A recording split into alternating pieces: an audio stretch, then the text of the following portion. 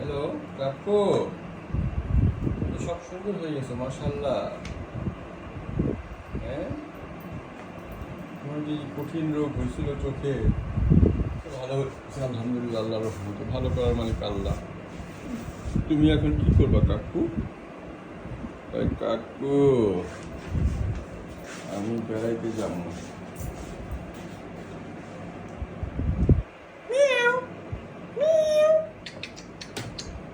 বানি,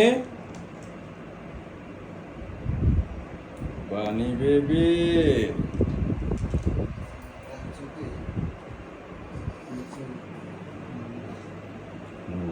চলো।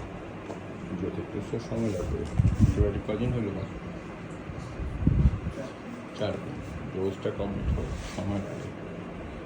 তো সাংঘাতিক ওষুধ। তো এখন যেতে তো সময় লাগবেই। ওর মধ্যে যেটা করতে হবে, ওকে ফ্রুটস খায়। ফ্রুটস ফ্রুটস খায় না। টাম, আমের সময় আম খাওয়াইতে হবে। তরমুজ, টক দইটাও খাইতে হবে। কানে কি হচ্ছে তোমার?